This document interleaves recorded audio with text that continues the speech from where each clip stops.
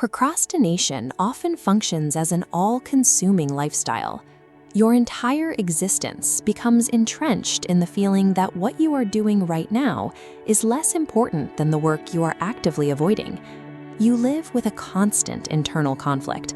Your mind knows you should be productive, but your body continues to scroll through TikTok or Reddit anyway. You are consciously engaging in a behavior you know is harmful while you are in the middle of it. Step back and look at the end result of that mindset. The work does not get done, but you have layered immense, pointless guilt on top of the wasted time. This loop creates physical, oxidative stress. Your brain perceives this internal conflict as a threat, generating a negative feeling it desperately wants to escape.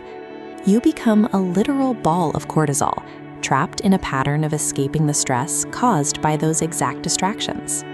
To break this cycle, you have to stop fighting the distraction and radically change how you approach the friction of starting. The first move is counterintuitive. Fully commit to the bad habit instead of fighting it. Write an anti-to-do list. Document your exact plan for goofing off. Decide which subreddits you will visit and exactly how many minutes you will spend watching videos. Formalizing the distraction forces your brain to bring active awareness to what was previously an unconscious compulsion. About 10 minutes into this planned distraction, a psychological flip occurs. You realize that you are the one in control of your actions.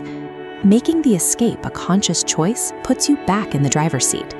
The subsequent decision to be productive feels empowering because you chose it. It wasn't forced on you. No productivity hack can overcome a body in a state of physical exhaustion.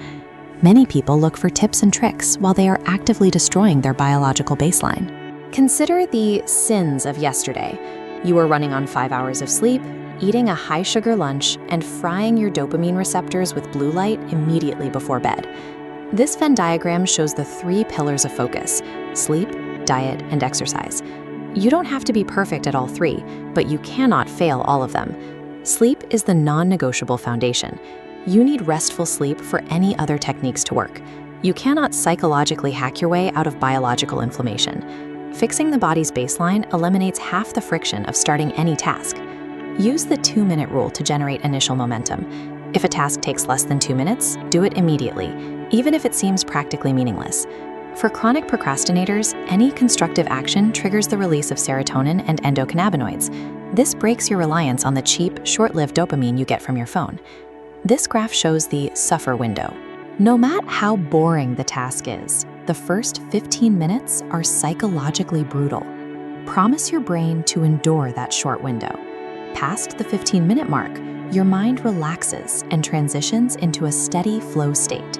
Survive the brief, measurable window of discomfort and let momentum take over.